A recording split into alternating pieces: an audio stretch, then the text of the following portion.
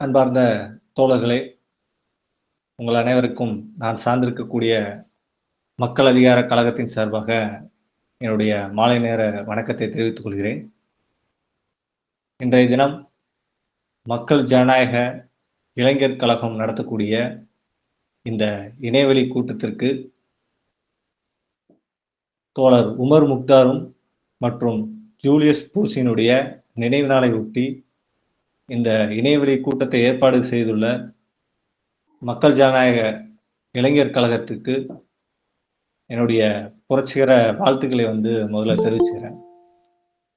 ஏன்னா தோழர் தலைமை உரையில் சொன்ன மாதிரி இன்னைக்கு உலகம் முழுவதிலும் பல்வேறு நாடுகள் மக்களையும் குறிப்பாக தொழிலாளி வர்க்கத்தை சுரண்டுவதற்கும் இந்த முதலாளிகளுடைய லாப வெறியை மேலும் அதிகரிப்பதற்காக தங்களுடைய குறைந்தபட்ச ஜனநாயக உரிமையற்ற ஆகமிகு இந்த சமூகத்தில் இருக்கக்கூடிய பிற்போக்குத்தனங்களை அப்படிப்பட்ட தலைவர்களை இன்னைக்கு ஊக்குவிச்சுட்டு இருக்கிறாங்க. அந்த அடிப்படையில் உலகம் முழுவதில் இருக்கக்கூடிய வலதுசாரிகளுடைய ஆதிக்கம் இன்னைக்கு நிறைந்திருக்கு. அந்த அடிப்படை தான் இந்தியாவில் இருக்கக்கூடிய இன்னைக்கு இந்த RSS பிஜேபி ஆகட்டும், இல்ல அமெரிக்காவை ட்ரம்ப் போன்ற இந்த வலதுசாரிகளாகட்டும், இத்தாலி இருக்கக்கூடிய முசோலினுடைய வாரிசுகள் மீண்டும் இன்னைக்கு ஆட்சி அதிகாரத்துக்கு வந்திருக்காங்க. இப்படி ஐரோப்பிய நாடுகள் தொடங்கி இன்னைக்கு ஆசிய நாடுகள் வரைக்கும் இந்த சமூகத்தில் இருக்கக்கூடிய ஆகமிகு பிற்போக்குவாதியாக கருதக்கூடிய இனம் மொழி அடிப்படையில் இருக்கக்கூடிய இந்த பிற்போக்குவாதிகளுடைய ஆதிக்கம் இன்னைக்கு உலகம் முழுக்க தொடங்கியிருக்கு. அந்த அடிப்படையில் அதற்கு நேர் எதிராக அவர்களை வீழ்த்திய, அவர்களுக்கு எதிராக போராடிய பல்வேறு தியாகிகளுடைய நினைவு நாளை நாம் நினைவு கூறுவது என்பது வெறும் அவர்களுடைய நினைவை போற்றி புகழ்வது மட்டுமல்லாமல், இன்றைக்கு நாம் அதை எப்படி வளர்த்தெடுக்க போகிறோம், அவருடைய நினைவை அவர்கள் விட்டு சென்ற பணியை நாம் எப்படி கொண்டு செல்ல போகிறோம், அந்த அடிப்படையில் தான் நான் இந்த இணையவழி கூட்டத்தை புரிஞ்சுக்கிறேன். யார் இந்த ஜூலியஸ் பூசிக்? ஏன்னா பல்வேறு இளைஞர் மத்தியிலும், குறிப்பாக இன்னைக்கு இருக்கக்கூடிய பல்வேறு முற்போக்காளர்கள் மத்தியிலும் இந்த ஜூலியஸ் பூசிக்கை பற்றி பல்வேறு பேசுபொருளாக இருக்கும். இன்னைக்கு தன்னுடைய வாழ்நாளில் யாரெல்லாம் இந்த சமூகத்துக்கு எதிராகவும் ஒரு சமூக விடுதலைக்கு எதிராகவும் போராடக்கூடிய பல்வேறு இளைஞர்களுக்கு ஒரு எழுச்சி மிகவும் நபராக இன்னைக்கு ஜூலியஸ் பூசிக் திகழ்ந்துட்டு இருக்காரு. அந்த அடிப்படையில் தான் ஜூலியஸ் பூசிக்கும் தன்னுடைய 18 வயதில் கம்யூனிஸ்ட் கட்சியில் செக்கோஸ்லோவாக்கியாவில் இருக்கக்கூடிய செக் என்று அழைக்கக்கூடிய அந்த நாட்டினுடைய 18 வயது இளைஞர் தன்னை கம்யூனிஸ்ட் கட்சியில இணைச்சுக்கிறாரு. அந்த அடிப்படையில் தான் தன்னோட 18 வயசுலேயே கம்யூனிஸ்ட் கட்சியினுடைய பல்வேறு பணிகளை கம்யூனிஸ்ட் கட்சிக்காக அவர் தொடர்ந்து செஞ்சுட்டு இருக்கிறாரு. அது மிக முக்கியமான பணி என்ன அப்படின்னு சொன்ன பார்த்தா, அவரு கம்யூனிஸ்ட் கட்சியுடைய நூல்களுக்கும் அங்கு நடத்தப்படக்கூடிய பத்திரிகைக்கும் ஆசிரியராக திகழ்றாரு. அவரோட பணிகள் கம்யூனிஸ்ட் கட்சிக்கோடு மிகப்பெரிய தூண்டுகோலா இருக்குது. இன்னும் மேலும் மேலும் சொல்ல போனோம்னா, அவர் ஸ்டாலினோட மிகப்பெரிய ஒரு தீவிர ரசிகராகவும் இருந்திருக்கிறாரு. ஸ்டாலினுடைய அந்த ரஷ்யாவில் இருக்கக்கூடிய அன்றைக்கு இருந்தக்கூடிய சோவியத் ரஷ்யா என்று அழைக்கக்கூடிய ரஷ்யாவினுடைய ஸ்டாலினோட அதிகாரங்களும் அப்பேற்பட்ட ஒரு சோசியலிச நாட்டை உருவாக்குறதுக்காக தன்னுடைய நாட்டையும் அப்படி உருவாக்குறதுக்கான ஒரு லட்சிய இளைஞராக ஜூலியஸ் பூசிக் திகழ்றாரு. இந்நாட்களில் தான் இன்னொரு புறம் ஹிட்லருடைய ஆதிக்கம், அன்றைக்கு இருந்த பாசிஸ்ட் ஹிட்லருடைய ஆதிக்கம் உலகம் முழுவதும் தீவிரமடையுது. அதோட விளைவாக செக்கோஸ்லோவாக்கியாவையும் கைப்பற்றதுக்காக ஹிட்லர் முயற்சிக்கிறாரு. அந்த அடிப்படையில் தான் 1932க்கு பிற்பாடு செக்கோஸ்லோவாக்கியாவையும் ஹிட்லருடைய நாஜி படை கைப்பற்றுறது. குறிப்பாக அன்றைக்கு இருந்த செக்கு நாட்டில் பார்த்தீங்கன்னா அரசியல் நிலைமைகளும், குறிப்பாக அன்றைக்கு இருக்கக்கூடிய கம்யூனிஸ்ட் கட்சியை தடை செய்யறாங்க. ஹிட்லர் ஆட்சிக்கு செக்கை கைப்பற்றின பிறகு உடனே அங்க இருக்கக்கூடிய கம்யூனிஸ்ட் கட்சிகளையும் அவருக்கு எதிராக குரல் கொடுக்கக்கூடிய முற்போக்காளர்களையும் பிடிவாரன் கொடுத்து சிறையில் அடைக்கிறாங்க. அந்த அடிப்படையில் தான் ஜூலியஸ் பூசிக்கு கைது செய்யப்படுறாரு. உடனே அவர் சிறைக்கு அழைச்சிட்டு போறாங்க. தலைமுறையில தோழ சொன்ன மாதிரி ஹிட்லரோட சிறை முகாம் இல்ல வதை முகாம் எப்படியெல்லாம் இருக்கும் அப்படின்றத நம்மள பல்வேறு புத்தகங்கள்ல படிச்சுக்கலாம். ஆனா ஜூலியஸ் பூசிக் இந்த சிறை கூடங்களையோ நம்மலாம் அந்த சிறை கூடங்கள் பத்தி ஒரு அச்ச உணர்வ தான் வந்து பல்வேறு கோணங்கள்ல வந்து குடுத்திருப்போம். ஆனா ஜூலியஸ் பூசிக் அவரோட அந்த தூக்குமேடை குறிப்பில கூட இந்த கொடுமைகள் எல்லாம் ஏதோ ஒரு அவர் எழுதிய அந்த தூக்குமேடை குறிப்பில எந்த ஒரு இடத்திலயும் அவநம்பிக்கையும், பயத்தையும் ஏற்படுத்தல. இந்த நாட்டுக்காகவும், இந்த மக்களுக்காகவும் நாம் உண்மையாக போராடுகிறோம். அதை ஒரு நம்பிக்கை விதைக்கக்கூடிய அந்த எழுத்துக்கள் தான் வந்து அந்த புத்தகத்துல வந்து வருது. எப்படி இதெல்லாம் செய்றாரு? அவன் வந்து சிறைக்குள்ள அழைச்சிட்டு போனா கூட, அவ்வளோ பெரிய ஹிட்லர் வதை முகாம்னு சொல்லக்கூடிய அவ்வளோ பெரிய கண்காணிப்பு. குறிப்பா வந்து கம்யூனிஸ்ட் கைதிகள் வந்து தினந்தோறும் கண்காணிக்கப்படுவார்கள். ஏன்னா, அவங்க தொடர்ந்து ஏதாவது எழுதுவாங்க. நாம என்னதான் அவங்கள வந்து அடக்குமுறை செஞ்சா கூட, அவங்க வளர்ந்துகிட்டே இருப்பான்றது ஹிட்லருக்கு தெரியும். அந்த அடிப்படையில் ஜூலியஸ் பூசிக்கும் கைது செஞ்ச உடனே வந்து அவருடைய விரல் நகங்கள், குறிப்பா அவரோட மீசை, தாடி இப்படி ஒவ்வொரு முடியா புடுங்கி, அவர சொல்லாதவங்களாக துயரத்த வந்து செஞ்சிருக்கிறாங்க. அது மட்டும் இல்லாம, அவருடைய பற்களை எல்லாம் வந்து ஒவ்வொன்றா புடுங்கி, இப்படிப்பட்ட சித்திரவதை வந்து குடுத்திருக்கிறாங்க. அதையெல்லாம் கூட அவரோட அந்த குறிப்பில வந்து பதிவு பதிவு செய்றாரு. தன்னோட பற்கள் எத்தன இருக்குன்னு என்னால எண்ண முடியல. குறிப்பா ஒரு கட்டத்துல வந்து அவரோட தண்ணீர் குடிக்கிறதுக்கான குவளை வந்து ஒரு 6 மீட்டர்ல தான் இருக்கும். ஆனா, அத போய் எந்திரிச்சு போய் குடிக்கிறதுக்கு அவரால முடியல. அவரு கால்ல இருந்து, அவரோட வாயில இருந்து, அவரோட ஒவ்வொரு முடியும் வந்து புடுங்கும்போது எல்லாமே அந்த ரத்தத்தோட இருக்கும். இவ்ளோ பெரிய வலிகள்லயும் கூட அந்த வலிய பதிவு செஞ்சுட்டு, இதெல்லாம் மீறி வந்து நான் என்னால வெளில போக முடியல அப்படின்றதையும் பதிவு செய்றாரு. ஒவ்வொரு முறையும் இந்த சிறை கைதிகள், குறிப்பாக இந்த அரசியல் கைதிகள்லாம் வந்து நீதிபதிகள் முன்னாடி ஆஜர்படுத்த போகும்போது, அவரோட ஒவ்வொரு தலைமுடியையும் புடுங்கி, அவர் அங்க இருக்கக்கூடிய காவலாளிகள் வந்து சித்திரவதை செய்வாங்க. அதுல இன்னொரு விஷயம் வந்து அந்த சித்திரவதை செய்யும் போதெல்லாம், ஒவ்வொரு விஷயத்தையும் கேட்பாங்க கேள்வி. உன்ன தவிர வேற யாரெல்லாம் இன்னும் யாரு எங்க வேலை செஞ்சுட்டு இருக்கிறாங்க? இன்னும் ரகசியமா எந்தெந்த தலைவர் இருக்கிறாங்க? உன்னோட தோழர்கள் யார் யாரெல்லாம் இருக்காங்கன்னு சொல்லி, ஒவ்வொரு சித்திரவதை செய்யும்போதும் அவர் சொல்றாரு. பின்னாட்கள்ல இந்த தூக்கு மேடை குறிப்புகளோட விமர்சனமோ, இல்ல அதுல இருக்கக்கூடிய பிரச்சனையும் கூட, அன்னைக்கு இருந்த முதலாளித்துவவாதிகள், அவர் வந்து உண்மைய வந்து சொல்லிட்டாரு. பல தோழர்கள வந்து காட்டிக் குடுத்தாரு அப்படின்னு சொல்லி பின்னாட்கள்ல வந்து விமர்சனம் எழுதினாங்க.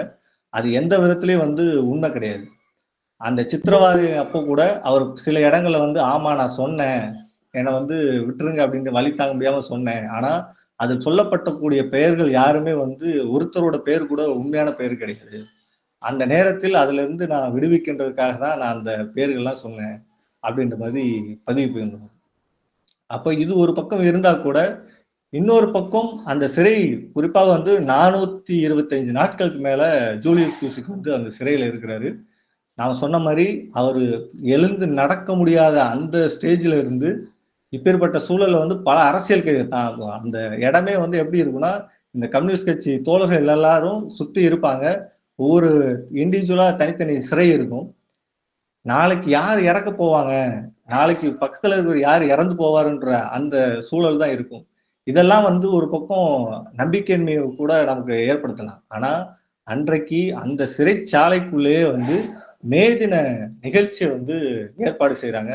அத எப்படியாவது வந்து சிறைச்சாலைக்குள்ள நடத்தி ஆகணும். ஏன்னா, ரஷ்யாவுல வந்து அவங்க வந்து கற்பனை பண்ணி பார்க்குறாரு. ஜூலியஸ் பூசிக் வந்து தன்னோட மக்கள் அங்க சிறையில இருக்கக்கூடிய தோழர்களுக்கும், சக தோழர்களும் சொல்றாங்க. இன்னைக்கு வந்து ரஷ்யால வந்து செங்கொடி வந்து பறக்கும். அவ்வளோ பெரிய நீண்ட நெடிய ஒரு அணிவகுப்பு நடக்கும். இந்த அணிவகுப்பு வந்து நடக்கும். அவ்வளோ பிரமிப்பா வந்து இவங்கலாம் பரவால்ல. கற்பனையில செஞ்சுட்டு இருந்தா கூட, இத நாம எப்படியாவது சிறைக்குள்ள வந்து இந்த மே தின நிகழ்ச்சி வந்து நம்ம கட்டாயம் நடத்தி ஆகணும். அப்படின்றதுக்காக பல்வேறு முயற்சி வந்து எடுக்கிறார் ஜூலியஸ் பூசிக். அதே மாரி ஹிட்லரோட அந்த வதை முகாம்ல இருக்கக்கூடிய ஒரு உடற்பயிற்சி நிகழ்வு வந்து காலையில எப்பவுமே தொடங்குவாங்க. அந்த அடிப்படையில மே 1 நிகழ்ச்சிய வந்து ஜூலியஸ் பூசிக் தான் தலைமையேற்று அந்த உடற்பயிற்சி நிகழ்ச்சிய வந்து நடக்கிறதுக்கான வாய்ப்பு வந்து ஜூலியஸ் பூசிக்கு கிடைக்குது. அத சரியா அவர் பயன்படுத்திக் கொண்டு, இந்த கம்யூனிஸ்ட் கட்சியினுடைய கதிர் அறிவாலும், சுத்தியலும் வந்து வெளிப்படுத்துற மாரி இன்னைக்கு மே 1 அப்படின்றது வந்து கூட இருக்கக்கூடிய சிறை கைதிகளுக்கும், தோழர்களுக்கும் வந்து சொல்லி காட்டும் விதமாக, விவசாயி வந்து நிலத்துல இருந்து விவசாயம் செய்ற மாரியும், கடப்பாரை வச்சு அடிக்கிற மாரியான அந்த சைகைகள வந்து ஜூலியஸ் பூசிக் வந்து காண்கிறாரு. அந்த அடிப்படையில வந்து இன்னைக்கு மே 1ன்றத புரிஞ்சுட்டு தோழர்கள் எல்லாம் அவ்வளோ பெரிய வலிகள், வேதனையோட இருந்தா கூட, அந்த மே 1 வந்து வெளியில நடக்குது. நாமளும் அந்த அந்த உணர்வோடயே வந்து அன்னைக்கு அந்த உடற்பயிற்சிய நடத்தி முடிக்கிறாங்க. அந்த மே தின அந்த உணர்வை வந்து நாம் பெற்றுக்கொள்ள வேண்டும் அப்படின்ற மாரி அந்த மே தினத்திலே வந்து கடைப்பிடிக்கிறாங்க.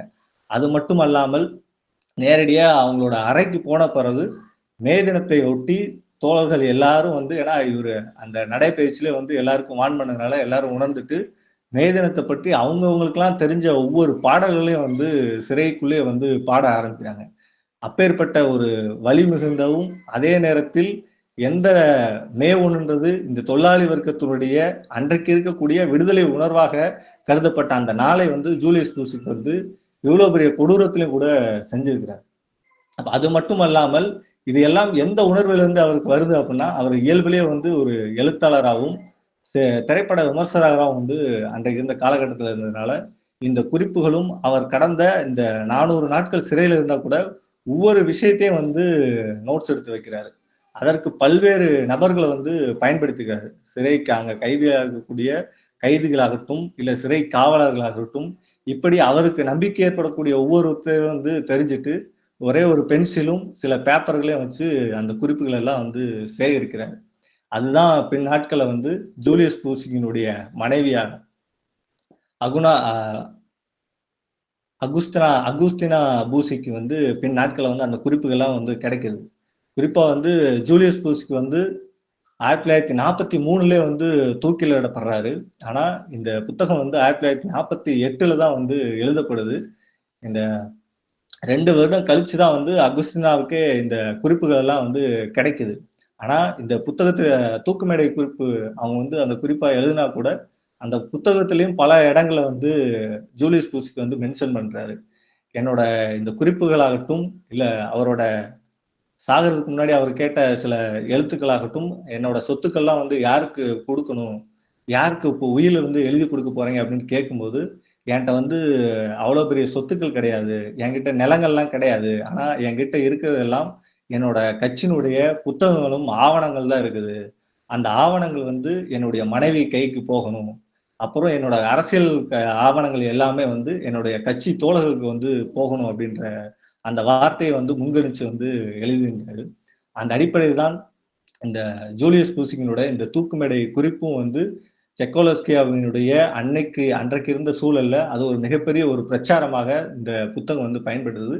இன்றைக்கும் இளைஞர்களாகட்டும், இல்ல கம்யூனிஸ்டை நேசிக்கக்கூடிய அனைத்து தோழர்களுக்கும் ஒரு நம்பிக்கை நட்சத்திரமாக விளங்கக்கூடிய இந்த ஜூலியஸ் பூசிங்கினுடைய அந்த தூக்கு மேடை குறிப்பு என்பது உலகம் முழுவதும் பல்வேறு நபர்களால் இன்னைக்கு வாசிக்கப்பட்டிருக்குது. அப்பேற்பட்ட ஜூலியஸ் பூசிக்கினுடைய நினைவு நாள் தான் இன்றைய தினம்.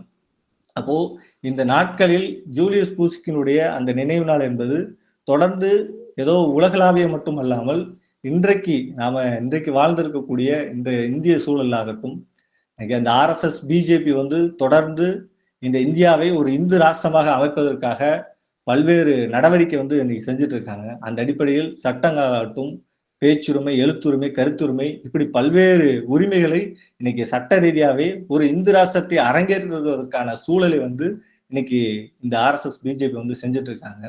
அதற்கு எதிராக எண்ணற்ற தியாகிகள், குறிப்பாக இந்தியாவில் இருக்கக்கூடிய பல்வேறு சமூக செயல்பாட்டாளர்கள், அதற்கு எதிராக போராடக்கூடிய பல்வேறு கட்சிகள், இயக்கங்கள் இன்னைக்கு தொடர்ந்து அதுக்கு எதிராக செயல்பட்டு இருக்காங்க. அதுல குறிப்பா தமிழ்நாடு வந்து தொடர்ந்து இந்த ஆர்எஸ்எஸ், பிஜேபிக்கு எதிராக பல்வேறு குரல வந்து எழுப்பிட்டு இருக்க இந்த சூழல்ல தான் நம்ம இன்னைக்கு ஜூலியஸ் பூசிக்க வந்து பேசுறோம். ஒரு பக்கம் உலகம் முழுவதும் இன்னைக்கு வலதுசாரிகளோட கை ஓங்கி இருந்தா கூட, இந்தியாவிலும் அதே நிலைமை வந்து ஏற்பட்டிருக்குது.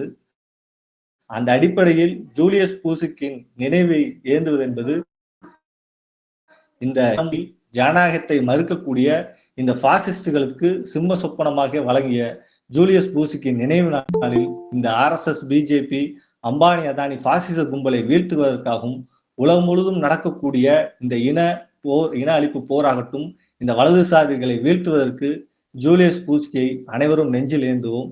இந்த வாய்ப்பை வழங்கிய மாஜகவிற்கு என்னுடைய நன்றியை தெரிவித்துக் கொள்கிறேன். நன்றி, வணக்கம் தொடர்.